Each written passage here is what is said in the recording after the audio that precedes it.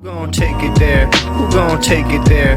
Who gon' take it there? Who gon' take it there? Electricity, electricity, electricity, electricity. You know what's in the air. You know what's in the air. You know what's in the air. You know what's in the air. It's possibility. It's possibility. It's possibility. It's possibility. All right, so Duncan Trussell did an appearance on the Joe Rogan Experience yesterday, and Duncan Trussell is one of the recurring characters of the Rogan sphere since way back in the beginning, and is one of the ones who's more into the psychedelic stuff and the magical stuff and the spiritual kind of thing. So that's his lane. But I think that he has gone along with the Rogan stuff, which has caused him to drift in this right-wing direction, which is weird, because to me it doesn't really seem like he's naturally inclined in that direction.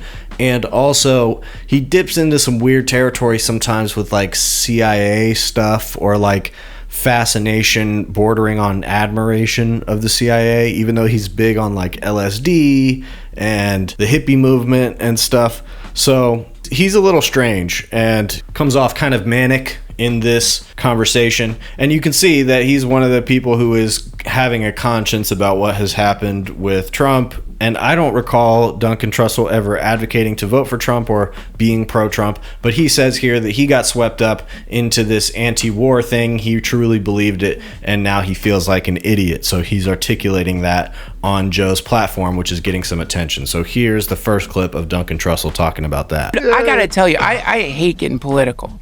But you know, this war shit bugs the fuck out of me. Yeah, as it should. And this is exactly what seems to have happened to the, quote, MAGAverse, which is we are now at the part where the cult leaders, like, want to suck my dick. Because this is the point of, like, remember, a lot, like, I feel so stupid.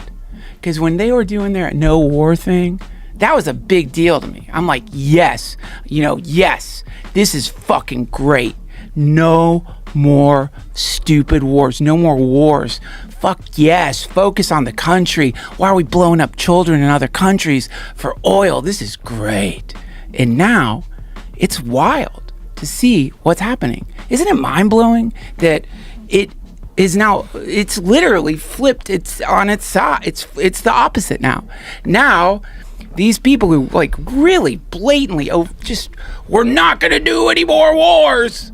Right. Oh my God. We blew up, how many fucking Iranian schoolgirls did Trump blow up? This is where it gets culty, is because some people are still making this shit work in their heads. Some people are like, some people are kind of on the fence when it comes to blowing up kids. Have you noticed that? Like, as long as they don't have to watch. As long as they don't have to watch. As long as they're not in the general area that's where it's happening. All right, so they're getting into territory talking about the cult stuff. And Duncan is being very upfront that he feels like he got duped and he feels like he got suckered into some cult shit that's getting weird now. So I guess I buy that. The thing is, I feel like Duncan is a little smarter than that and probably knew it was a cult from the beginning. And he's saying he got swept up in this anti-war rhetoric because he truly believed it. And I just don't see how somebody could believe that about Trump. The only way that it kind of makes sense is if you're close to a guy like Rogan, who clearly not only believes that, but is pushing for that and is pushing for a cultural shift around that type of concept. Hey, maybe the Republicans are the ones who are actually cool and anti-war and libertarian and chill. That's the cultural shift that Joe Rogan wanted. That's what they thought they were getting. I don't really believe that Duncan Trussell is that dumb that he fell for it. I think more so that he just went along for the ride. He views this stuff as kind of fun and has for a long time said that he views Joe Rogan as a good guy and is just kind of along for the ride and recognizes the insanity of some of these things that they get into, the brain-breaking insanity of it, and the stakes of a lot of it, and yet at the same time just kind of recognizes that what can you do but have fun with it, especially when you're in such a non-serious type of platform that you've built for yourself. So alongside that, I don't think Trussell was that influential in Donald Trump getting elected. So he's saying more, I feel personally duped, but I think he's also trying to communicate that to Joe. And Joe has had a lot of this type of talk on his show, like, oh man, some people have trouble admitting they got conned, don't they? or, oh, this whole Trump thing is not what I thought. It's like he can't quite admit it. And I think that's because he still wants to have some credibility with the Trump people. He doesn't want to get yelled at the way Trump is now melting down at Alex Jones, Candace Owens, and others who have crossed him. Joe Rogan is not in that category, even though Joe Rogan has been critical of Trump. The reason that he has been a fence sitter about it is because of exactly what Trump is doing now, shitting on all of these other podcasters, which I think Trump has done with Joe Rogan before, and he probably will do it again, because Rogan is going to increasingly have to criticize Trump in certain instances. But I think he's incredibly resistant to it, more so than some of these other guys like Duncan Trussell, who's clearly losing his mind about the fact that he's in any way associated with this, or even ever thought that somebody like Trump could deliver on what he was promising, which genuinely is so stupid. I think that people can only possibly have believed that if they truly just didn't take any of this shit seriously at all. And I do think that's the type of magical thinking that Duncan Trussell specifically takes part in. So if there's any aspect of Trump that he fell for, it must have been on some angle like that, like believing that this is whatever, this is just what the universe wants, I guess. So that's a little bit, you can see some of that magical thinking in this next clip here, which is how I think a guy specifically like Duncan Trussell can talk himself into the MAGA movement.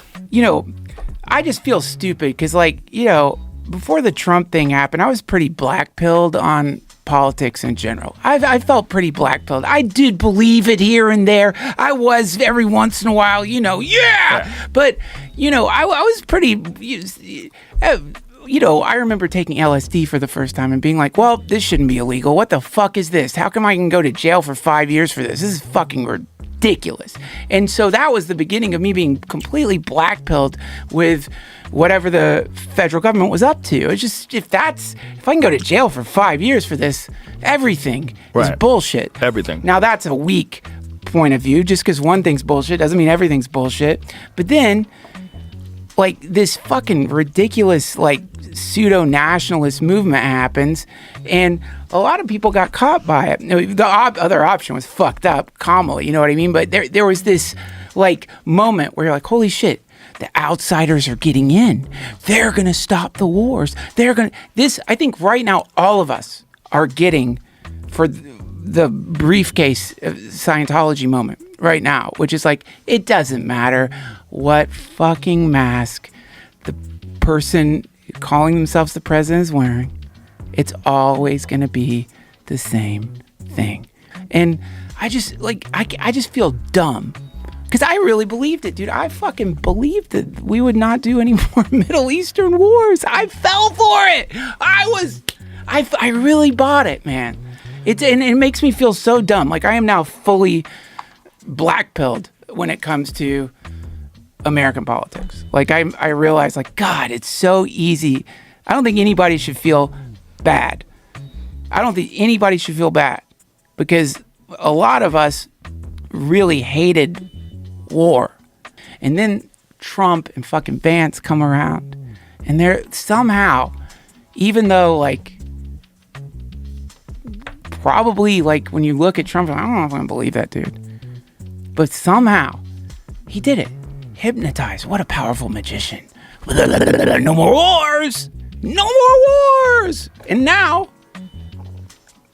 the same bullshit, Joe. Not just the same bullshit, but like one of the ones that's makes the least amount of sense in terms of like when they did it and why they did it. Yeah, so here's, I think, an important part of this conversation, because they're talking about how they essentially got duped by this guy, this wizard, as Duncan Trussell puts it, which is a bizarre way of thinking about it. I get what he's saying. This idea of like hypnosis and having people sort of under a spell, where somehow Trump was able to run as an anti-war candidate, kind of despite all context. And the truth is, that's a permanent feature of politics, that you're always going to be able to just opportunistically use whatever people are mad about at the moment and sell yourself based on that. And so Trump has a particular talent for that, and that's really all it is, for saying, I'm the guy who's going to come in and solve this problem here, which is what Duncan Trussell characterizes it as. The outsiders are getting in. Just a strange way of looking at it, because in Trump, you have a guy who has been the president before, enriched himself a lot, had many white-collar criminal cases that he was able to wriggle out of and then become president again.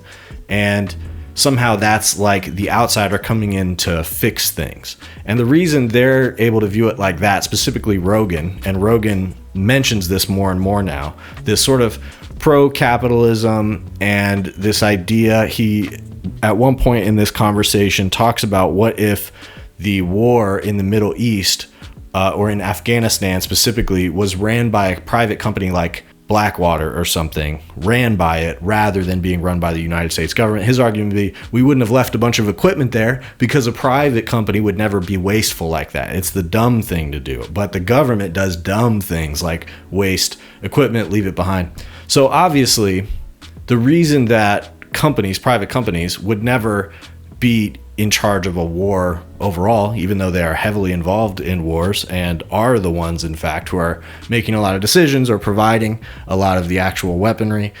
They are not the ones who are responsible for the war because they have no responsibility outside of making a profit. So why would you want the entity responsible for securing safety, following some semblance of international law and human rights? Why would you want that to operate like a private company? But this was a big selling point of Trump, that he's going to run the government like a private company. That is something that intuitively makes sense to a lot of people. And also this idea that we somehow, when it comes to war, we're in a worse position before than we're in now. And the truth is, the genocide in Gaza that Biden allowed to happen, it was a historic mistake, truly, because there should have been no argument between Democrats and Republicans about which party was more pro-war. And even still, based on the extent of what we've seen Trump do versus what happened under Biden, the Republicans are still clearly more pro-war. As it stands now, they're more willing to justify war. They're more ready to go to war at a moment's notice. We have some indications that Israel wanted strikes like what Trump did to happen under Biden and Obama, and he always refused. And so the real trick of it that these guys did get tricked by, and that Duncan Trussell is a little frustrated that he can't grasp, is the idea that any Republican, that the Republican Party at all, when empowered, would ever have any type of anti-war slant. It just doesn't make sense based on the political affiliations of that party. And that's what you're seeing now, is that those political affiliations are the ones calling the shots and not you or your voice or even millions of people that agree with you and voted for Trump. None of that shit matters because they already got in office, so they're just looting the coffers. Now, the same problem exists on the Democratic side. There's no doubt about that. But the reason people gravitate to the Democratic Party in general, why Joe Rogan and Duncan Trussell would also have argued for that in the past, gravitating to the left, whether that is to the Democratic Party or just generally in that direction, is because there's a focus on human rights and guaranteeing human rights and making sure that people's human rights are accounted for across the board. And that's just something that you're never going to get from right-wing ideology. You're just not. And so while left-leaning or democratic politics is corrupt and not perfect, and the entire political system that houses either of these wings is corrupt and doesn't allow for much politics that like runs against that. So that's the main problem to fix. But thinking that you are going to get that from Republicans specifically is the con, because Republicans don't believe in your right at all. And there are at least some people fighting, if not within the Democratic Party, fighting to gain control of the Democratic Party, fighting to have influence on the Democratic Party from a grassroots level, that believe in human rights and believe that people shouldn't be subject to not only government overreach, but also specifically what happens to human beings when the profit motives of companies and the lax regulatory structures around them, like the kind that Trump likes, incentivize companies to mistreat humans, ignore them, put poison in their water, put poison in their food. These things are called externalities. And that means that a company does not have to give a fuck about it. Government is the entity that is supposed to come in and care about your rights when companies and private entities don't have to. And it's the Democrats' fault that they failed to remind people of that. But in this next part of this conversation, they talk about where to go from here. And Joe mentions this fear of communism that he has, and he brings up Zohran Mamdani. And so that's why Joe specifically is a complete non-starter when it comes to the political future of this country, because he's getting more religious in his approach, more pseudoscientific, more sort of proselytizing, and he refuses to accept any type of actual political alternative to what Republicans are doing. So he has just become a Republican, because even what I would argue is the moderate version of what the country needs to do in response to what Trump has done, which is Zohran Mamdani, Joe calls that communism, which by any stretch of the imagination is insane. So as long as people who think like that are in control of the so-called center of the conversation,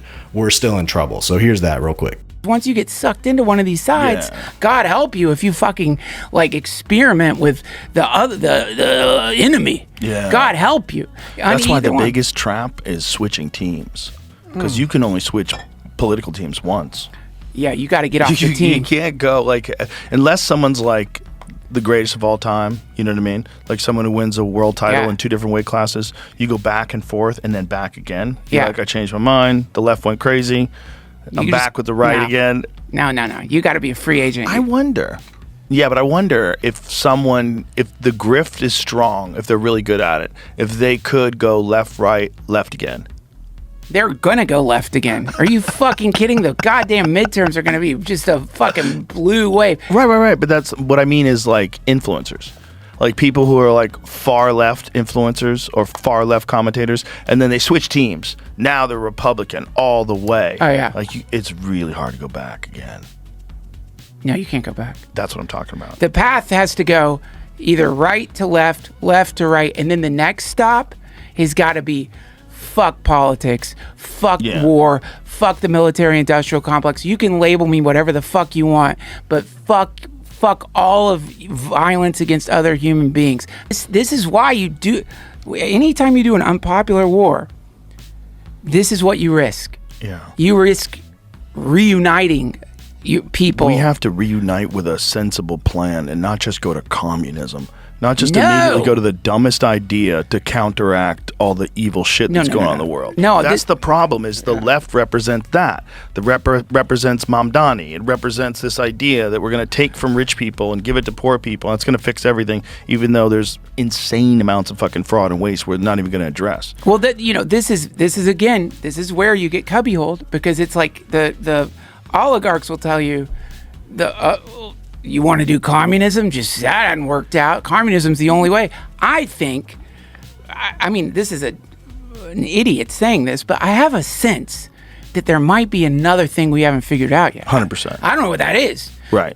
But I think AI is going to figure it out for us. So Duncan touches on some things that I think are genuinely interesting to this conversation when he talks about cults, and he talks about how he got sucked into this stuff pretty easily because he gets sucked into a lot of cults and has gotten sucked into a lot of cults. He's saying that, he gets sucked in by somebody who's charismatic, who says that they have all the answers. I think even somebody who thinks like that would have trouble falling for Trump. So I think it's probably more of the influence of somebody like Rogan, who puts off this normal vibe, this vibe of normalcy.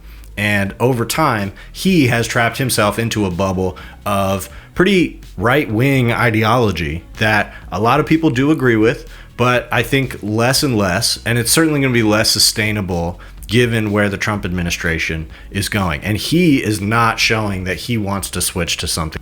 He's kind of toying with this idea of, what if a grifter went hard left and then hard right, but then wants to switch back? Kind of an interesting thought process to have. Personally, I've never taken myself through that particular thought experiment. It seems that he feels very strongly that a lot of the far right arguments against leftism in general, that any type of egalitarian or moderate democratic socialist policy is like communism, that taxation is theft from people who are really earning it, ultra capitalists and stuff. He has more and more praise for people like Elon Musk, and he hasn't mentioned Peter Thiel in a while, but billionaires and really, really rich people, because those are his friends now. And so he's really against like heavy taxation policy and redistributive policy. So that's a problem when it comes to our politics moving forward. I just want anybody who's listening to this to understand that when Joe and Duncan Trussell are complaining about Donald Trump's policy, foreign policy, national policy, whatever, what they're complaining about is that it's too right-wing, period. And even if you think Democrats would do this exact same stuff on war, the problem with that policy is that it's too right-wing. And so in order to combat that, we are going to have to redistribute some of that wealth through taxation so that the entire country can thrive. That's basic. It's common sense, and it is the end conclusion of what these guys are saying. But they cannot come to that conclusion because they have an aversion to anything that they deem left. And that is because of Joe Rogan and the people that he has been associating with, that he has allowed to demonize that concept. And so because of that, he will never be anything other than a pusher of right-wing ideology. When it comes to Kanye, I'm not seeing any reason to think that his beliefs have shifted even a tiny inch, but it's possible that he's back on this medication that's making him feel like it's less worth it to be the one dedicating his life to Hitler and going and Sieg Heiling and Nazi insignias and all the shit that he was doing.